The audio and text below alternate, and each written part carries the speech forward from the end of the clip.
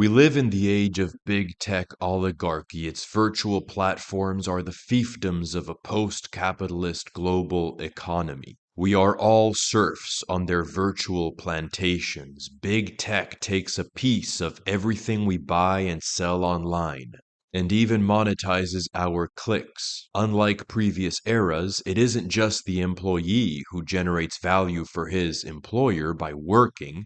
It's now everyone who generates value for companies we don't work for. Our data is harvested every time we interface with any device hooked up to the cloud.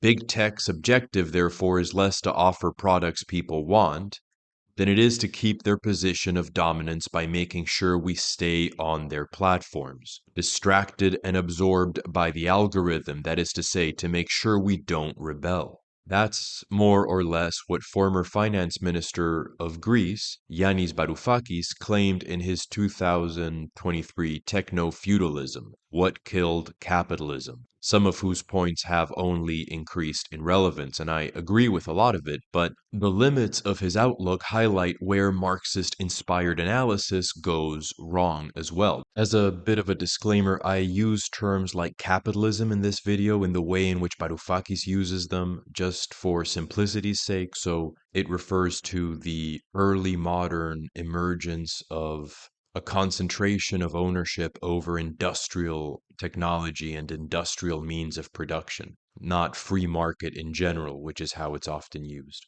The basic story is that after 2008, the economic crisis, and then with the pandemic, governments got very used to printing large amounts of money to try to get the economy going, and some companies used that money to invest in cloud capital, meaning large online platforms, and to make them as ubiquitous as possible so that they would always take a cut of online transactions, and also so that they could monetize the data of users. That's it, basically. This new age is defined by 1, the dominance of large online platforms, prominently Amazon. 2, a market for data, so that it isn't just employees who generate value for a company, but also clients, anybody hooked up to a device with an internet connection. And 3, constant inflation, which these platforms can vacuum up. On the market for data, Varoufakis writes, quote, "Capital has hitherto been reproduced with some labor market, factory, the office, the warehouse, but cloud capital, in contrast, can reproduce itself in ways that involve no wage labor, by commanding almost the whole of humanity to chip in to its reproduction for free," end quote. So there's the impact on employees who might work at an Amazon warehouse, say, and their situation is not fundamentally new, although in some ways it might have gotten worse. But then there's also the effect on, quote, "the users of technology generally," which creates an essentially new condition altogether. Workers are cloud proletariats, maybe, but the user is a cloud serf, thus the name Techno-Feudalism. The problem with the term serf here is that serfs were basically guaranteed work, whereas employment and online business today is precarious, and obviously the danger of large companies trying to live off rent instead of profit in a competitive market is also nothing new. But still, Varoufakis is describing a real development in the global economy, and it's worth quoting his description of its origin. Quote, "From late 2008 to early 2022, Europe, America, and Japan's central banks pushed walls of freshly minted cash into the accounts of the financiers.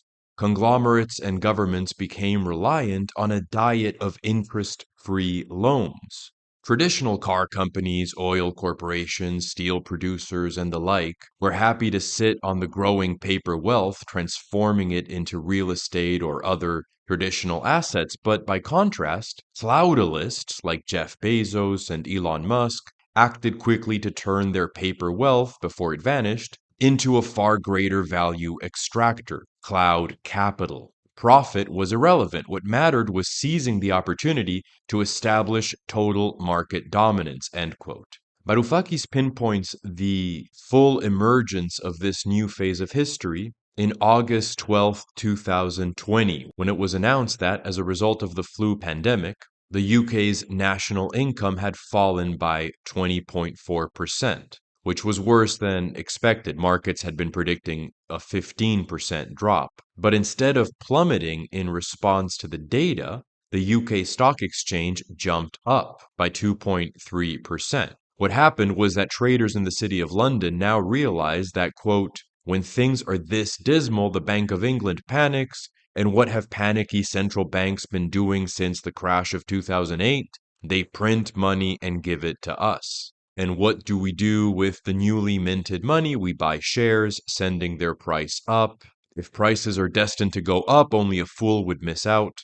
A wall of printed money is on its way to us. Time to buy, end quote. So money had decoupled from the world of real value. Whether this is really new or not is another matter, but I do think it marks our era. And the trend was about to go global. Quote, authorities responded by doing what they had been doing since 2008, printing money to give to the financiers, banks, in hopes that it would buttress investment in business, generating stable jobs, but it didn't.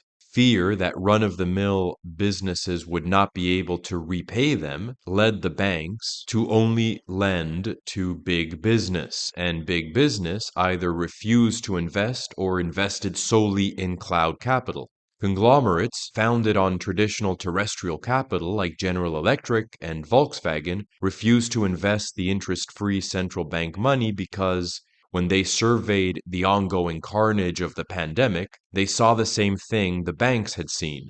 Masses of little people condemned to low wages, BS jobs, and diminished prospects. A sea of people unable to afford new high-value products. So why invest in such stuff? Instead, they would do something riskless. They used it to buy back their own company's shares, boosting their company's share price and their own bonuses. Meanwhile, big tech was having an even more fabulous pandemic by using that money to build up cloud capital.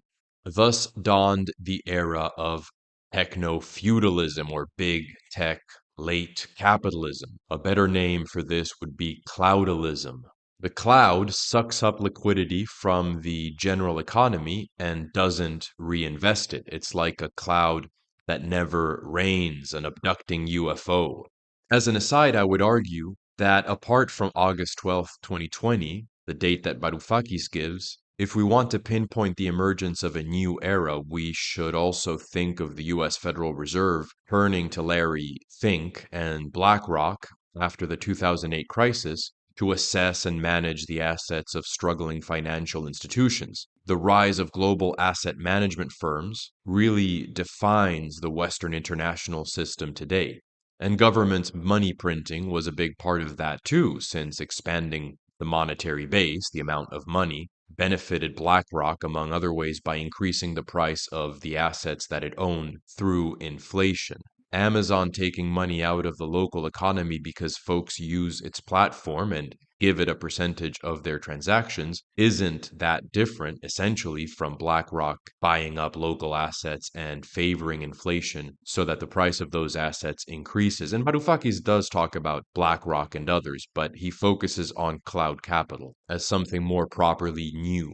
But what we have is a system in which central banks print money that ends up in the coffers of big tech and other large corporations, leading to reduced pressure for these entities to pursue profits in a competitive market and allowing them instead to focus on pursuing the entrenchment of the system that benefits them. And they do this by capturing people's attention through, say, adaptive algorithms, maybe even trying to predict people's behavior or just keeping people distracted, keeping their attention on the platform. Varoufakis writes that these algorithms feed us back to our own desires. They recommend products based on what we have previously shown an interest in, and they tend to lock us into echo chambers of our own design. This can result in political polarization where you get content that repeats opinions you've already heard, for example. So Varoufakis thinks the system thrives on animosity, partly because conflict galvanizes people and retains their attention and generates clicks. He thinks the system wants extremists on both sides,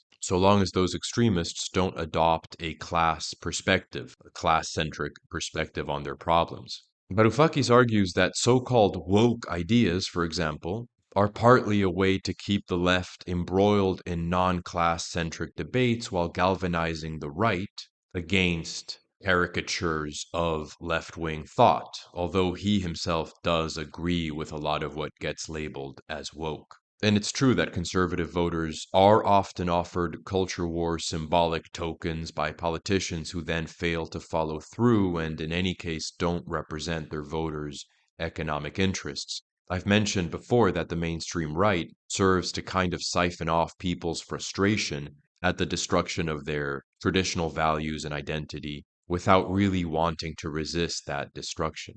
However, it's pretty obvious that in terms of mainstream narratives and the specific political animosity that gets promoted, big tech has mainly been interested in disconnecting people from inherited identities, religion, nation, traditional gender roles, etc. This is what gets targeted. What Varoufakis calls techno-feudalism, others, for good reason, have called woke capitalism. And if we think of causes that were promoted by the media, for example, when excuses were made for some of the rioting and even looting that went on during some BLM protests, we find that these benefit corporate power as well. Small business may not be able to afford to get back on its feet after its storefront has been damaged and inventory stolen, but a large corporation has no problem. In fact, you've taken out some of its competitors on Main Street. The same is true of the lockdowns. Beyond some strategic play to distract the left and right from working class and economic issues, it makes sense that big tech would be hostile to ways of thinking that might prevent consumers from understanding identity as a mere commodity, as a buyable good, even to the point of understanding gender as something that can be bought.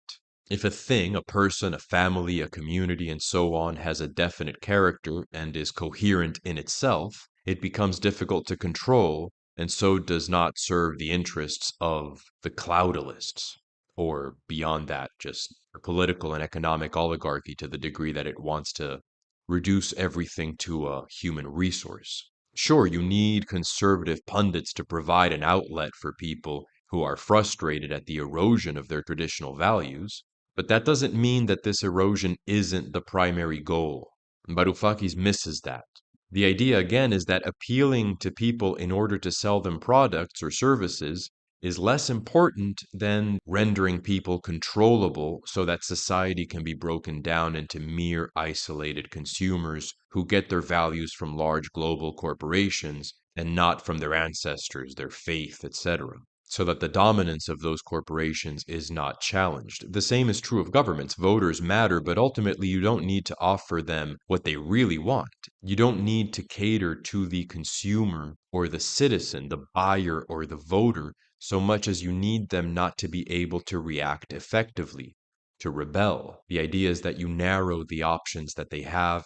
Go woke, go broke doesn't apply if you're the only game in town. You, of course, get some folks that seem to oppose the whole idea from a position of extreme wealth, I mean, like Elon Musk, although one can be suspicious of him in various ways.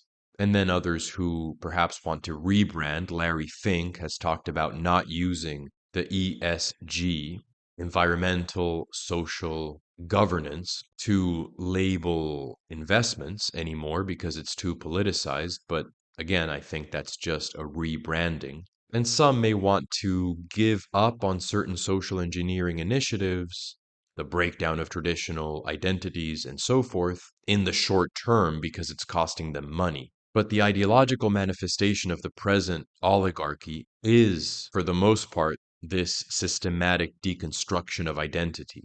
As Marx said, everything turns into steam. And Marxist critics of late stage capitalism, of techno-feudalism, of cloudalism, whatever we want to call it, generally do support that very project. Varoufakis is suspicious of politicians pointing to the ills of mass migration, for example, and he supports the idea of defending transgender identity and such. He shares the traditional Marxist understanding of capitalism as good insofar as it dissolved pre-industrial social forms and culture, and seeing salvation in the direction of further dissolution of identity. There's a prejudice in Marxist and post-Marxist thought that increases in global integration social and economic processes becoming more integrated globally is progress. It's simply the direction in which history ought to move. But if this occurs in the form of globalization, that is, as exploitative global capitalist markets,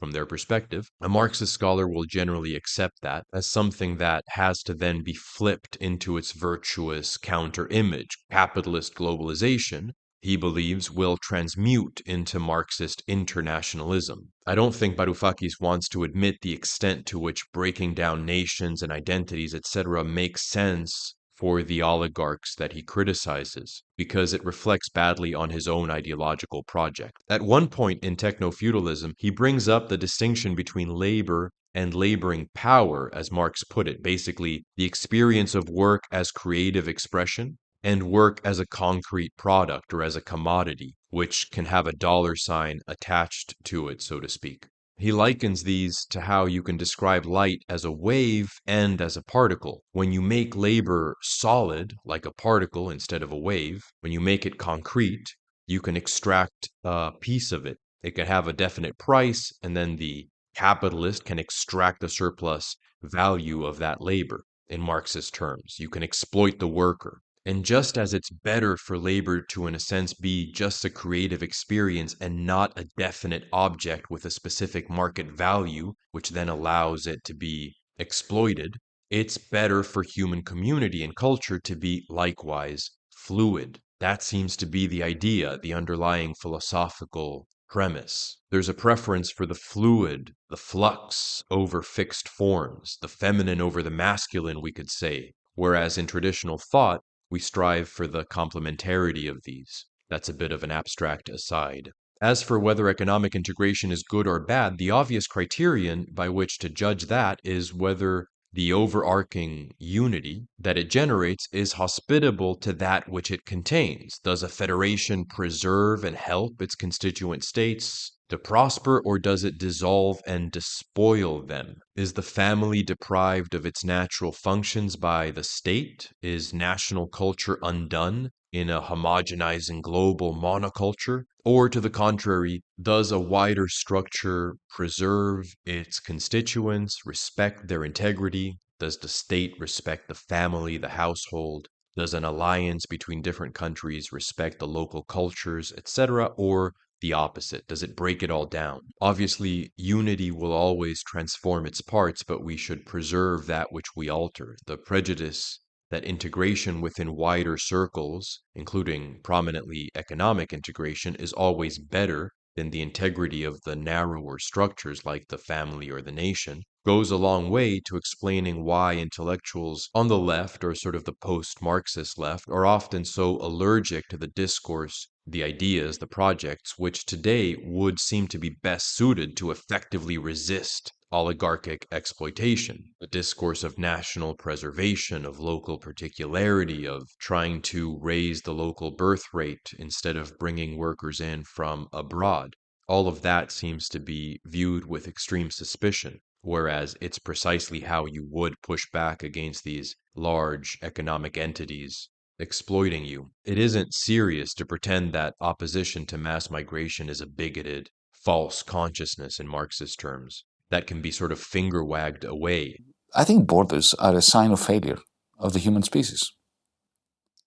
So it's very relevant right now because the UK is currently having a lot of debate about immigration. You shouldn't be having this debate. It is a misanthropic, stupid debate. But the people who are anxious about this issue are the people you are trying to look after. Sure.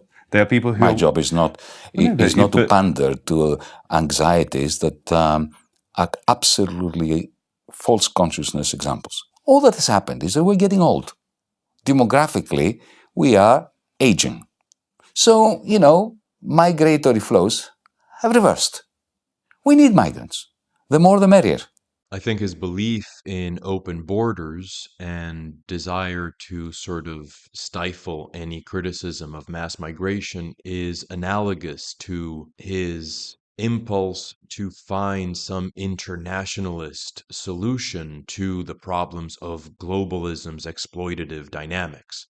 Varoufakis does present his vision for an alternative in which the internet and online platforms are a commons, not owned by private multinationals, but his ideal is one of Marxist internationalism, placing the capitalist or feudal globalization that we have. Consider Varoufakis' condemnation of the enclosure laws, the state abolition of common land, of communal land, dating back to the 17th century, that eventually led to industrial capitalism's rise a few centuries ago. He compares this to how certain corporations are now enclosing virtual commons, the internet.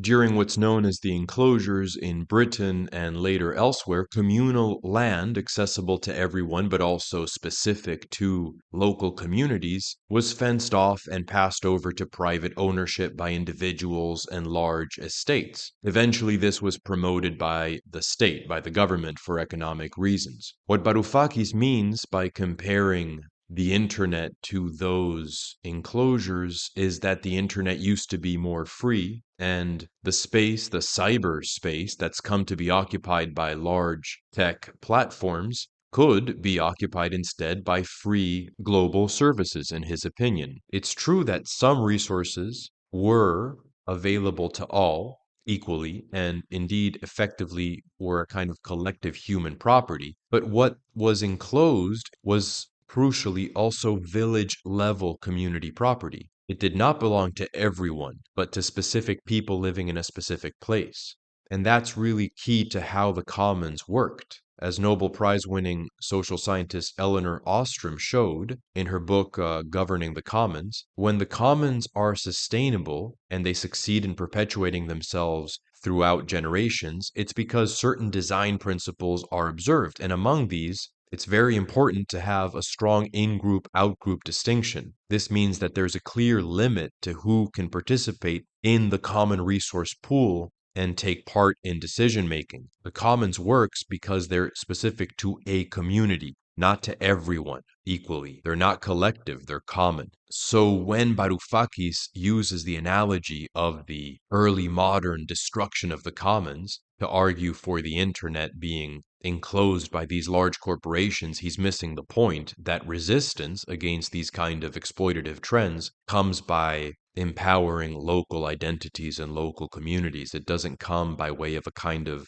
Marxist internationalism. This is ahistorical. My point is that when avoiding oligarchic takeover, it's not only on behalf of the total human community, the collective, the international, that property should be secured. It's also on behalf of the particular. You don't avoid so-called big tech capitalist globalization through neo-Marxist internationalism. You need to defend tradition, the local, create national policies that limit how global elites can carry off your money, and build a good internationalism, so to speak, from there, one that is respectful of local identity. A healthy community needs strong individuals, a healthy world needs strong communities, etc. That's the non-globalist, non-internationalist, or non-capitalist, non-Marxist middle way, we could say. So by way of conclusion, we should take seriously the idea that cloud capital allows these corporations to position themselves so that they extract value not only from online activities associated with some economic exchange, but even from attention, from clicks, and strive to create alternatives that do not work to constantly vacuum up liquidity from the economy, therefore countering this addiction that central banks have to printing money. And we should also take very seriously the tendency of the oligarchy to want to break things down and replace older identities in order to make people mere human resources. Okay, I'm including some links in the description, including the Substack, my Twitter, and a Rumble account where I will upload all these videos at some point if this channel ever runs into trouble on YouTube. In case that's of interest, thank you very much for watching, and until next time.